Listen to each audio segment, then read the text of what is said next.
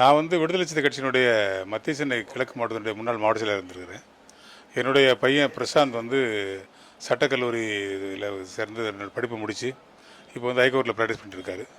அவருக்கு ஒரு சட்ட அலுவலகம் வேணும் அப்படிங்கிறதுக்காக என்னுடைய அலுவலகத்தில் ஒரு பகுதியை வந்து அவருக்கு அலுவலகமாக திறந்து வைக்கிறோம். அந்த அலுவலகத்தை எங்களுடைய விடுதலை சிறுத்தை கட்சியினுடைய தலைவர் எழுச்சி தமிழர் டாக்டர் தொல் திருமாவளவன் அவர்கள் வந்து திறந்து வைக்கிறாங்க. அவங்களுடைய ஆசீர்வாதம், அவங்களுடைய அந்த வழிகாட்டுதல் எல்லாம் வேணுன்றதுக்காக நாங்கள் காத்திருக்கிறோம். இன்னும் சற்று நேரத்தில் வந்து இந்த அலுவலகத்தை அவங்க வந்து திறந்து வைக்கிறாங்க. என்னுடைய பையன் பிரசாந்த் அவர்கள் வந்து இன்று வந்து விடுதலை சிறுத்தை கட்சியில் வந்து அதிகாரப்பூர்வமாக தன்னை இணைச்சிக்கிறாரு. இந்த நிகழ்வில் இணைச்சிக்கிறாரு. அவர் தான் வாங்கின முதல் ஃபீஸை வந்து கட்சி தலைவர் கையில் கொடுத்து அதன் மூலமாக தன்னை வந்து விடுதலை சிறுத்தையாக இன்றையிலிருந்து அதிகாரப்பூர்வமாக இணைச்சிக்கிறார். எங்களோட குடும்பமே விடுதலை சிறுத்தையாக தான் இருந்துகிட்டு இருக்கிறோம். நான், என்னோடய மனைவி, என்னோடய மகன், என்னோடய மகள் எல்லோருமே விடுதலை சிறுத்தையாக தான் இருந்துகிட்டு இருக்கிறோம். இருந்தாலும் அதை உலகத்துக்கு தெரியப்படுத்துகிற விதமாக நாங்கள் அதை இன்றைக்கி ஒரு அதிகாரப்பூர்வமாக அறிவிக்கிற மாதிரி இருக்கிறோம். அந்த வகையில் இந்த நாள் வந்து என்னுடைய பையனுடைய வாழ்க்கையில் மிகச்சிறப்பு வாய்ந்த நாளாக நான் நினைக்கிறேன். சட்டத்தை பற்றி உங்கள் பையன் வந்து படிச்சிருக்கிறாங்க. ஸோ ஒரு தந்தையாக இந்த சட்டத்துறையில் நீங்கள் எப்படி இயங்கணும் அப்படிங்கிறத உங்கள் பையனுக்கு நீங்கள் கூறுற அறிவுரை என்ன சார்? இயல்பாக எங்களுடைய தலைவர் பார்த்திங்கன்னா ஒரு வழக்கறிஞர். அதுபோக எங்கள் கட்சி வந்து எப்பொழுதுமே போராட்டம், ஆர்ப்பாட்டம் அப்படின்னு அந்த போராட்ட களத்திலேயே தான் தன்னுடைய பெரும்பான்மையான நேரத்தை செலவு பண்ணிகிட்ருக்கிறோம். நாங்கள் ஆளுங்கட்சியாவோ எதிர்கட்சியாவோ இருந்ததில்லை. போராட்ட களம் தான் விடுதலை சிறுத்தை கட்சியினுடைய அடையாளமாக இருக்குது. ஏன்னா ஒடுக்கப்பட்ட மக்களுக்கு, விளிம்புநிலை மக்களுக்கு அவங்களுடைய தேவை, அவங்களுடைய அதிகாரத்தை வெல்றதுக்காக தான் இந்த கட்சி இயங்கிக்கிட்டு இருக்குது. அந்த அடிப்படையில் அவர் தான் எனக்கு ஒரு இம்ப்ரெஷன். அவரை பார்த்து தான் என்னுடைய பையனை வந்து வழக்கறிஞராகன்னு ஆசைப்பட்டேன். அவனும் அவருடைய கருத்தில் ரொம்ப ஈர்ப்பு உள்ள பையன். அதனால் அவருடைய படிப்பு, இந்த சட்டப்படிப்பு வந்து இந்த சமூகத்துக்கு, குறிப்பாக இந்த விளிம்புநிலை மக்களுக்கு பெரிய உதவியாக இருக்கணும் அப்படிங்கிற ஒரு நோக்கத்தில் தான் அவரை நான் வந்து இந்த துறைக்கு கொண்டு வந்திருக்கிறேன். அதையும் அவர் கையாலே அவர் அலுவலகத்தை திறந்து அவர் இந்த பணியை துவங்குறதுனால அவர் தொடர்ந்து இந்த மக்களுக்கான ஒரு பணிகளை சட்டத்தின் மூலமாக என்ன செய்ய முடியுமோ அதை தீவிரமாக செய்வார்.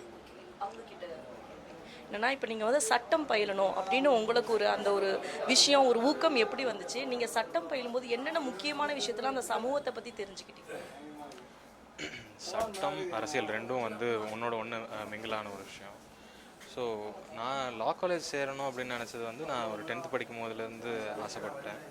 நான் விருப்பத்தை வந்து அப்பா கிட்டே சொன்னேன். அவர் வந்து விஐடியில் வந்து காலேஜ் முடித்தேன். அங்கே இருக்கும் போது தான் அரசியல் அனுபவம், பாலிடிக்ஸில் வந்து அதிகமான ஆர்வம் வந்து ஏற்பட்ட இடம் வந்து காலேஜ் தான். சட்டக்கல்லூரியில் தான் அது ஸ்கோப் இருக்குது. அதனால் அரசியல், சட்டம் ரெண்டும் ஒன்றா இருக்கணும் அப்படின்றதுனால இன்றைக்கி நான் என்ன அஃபிஷியலாக ஜாயின் பண்ணிக்கிறேன். இந்த சமூகத்துக்கு உங்களுடைய பங்களிப்பு என்னெல்லாம் செய்யணும்னு இருக்கிறீங்க? இந்த சமூகத்துக்கு முக்கியமாக என்ன மாற்றங்கள் தேவைன்னு நீங்கள் நினைக்கிறீங்க? விளிம்புநிலை மக்களுக்கு அவங்களுக்கான அதிகாரம், அதுக்கப்புறம் அவங்களுக்கான லீகல் எய்ட் போன்ற உதவிகள் எல்லாம் செய்யணும். அதோட நிறைய அப்கமிங் ஃபஸ்ட் ஜென்ரேஷன் அட்வொகேட்டுக்கு வந்து இங்கே நிறைய ஸ்ட்ரகிள்ஸ் இருக்குது. அதெல்லாம் கொஞ்சம் சரி பண்ணணும், இங்கே கட்டமைப்பு பண்ணணும். அது இப்போது இன்றைக்கி சேர்ந்தால் தான் ஒரு 10-15 வருஷம் அந்த மாதிரி ஃபியூச்சரிஸ்டிக்காக கொண்டு போக முடியும் அப்படின்றதுனால இப்போ போகிறது கரெக்டாக அப்படின்றது. இறுதியாக ஒரு கேள்வி, தமிழை வந்து வழக்காடு மொழியாக கொண்டு வரணும்னு இப்போ போராட்டம் நடைபெற்றுட்டு இருக்குது. அதை பற்றி உங்களுடைய கருத்து? நிச்சயமாக அது அவங்களோட உரிமை. தமிழை வந்து வழக்காடு மொழியாக ஆக்கணுன்றது வந்து ஒரு அவசியமான தேவை. அந்தந்த மாநிலத்துக்கு அவங்களோட ரீஜனல் லாங்குவேஜஸை வந்து ஃபார் ப்ராக்டிஸ் வந்து தேவைன்றது அவங்களோட உரிமை. அதுக்கேற்ற மாதிரி வந்து நம்ம எந்த ஜட்ஜஸ் இருக்கிறோமோ அவங்கள போர்ட்ஃபோலியோவில் போடுறோமோ, இப்போது ஐஏஎஸ் ஆஃபீஸர்ஸ் யாராக இருந்தாலும் அவங்கெல்லாம் வந்து தமிழ் கற்றுக்குறாங்க இங்கே இருக்கவங்க. ஸோ யாரும் வந்து எனக்கு தமிழ் தெரியாதுன்றதுனால இந்த மாதிரி பண்ணுறது. ஸோ ஜட்ஜஸுக்குமே வந்து அப்படி ஒரு கட்டாயத்தை வந்து கொண்டு வரணும். அந்த எந்த சிக்கலுமே இல்லாமல் தமிழையும் வழக்காடு மொழியாக கொண்டு வரணும்.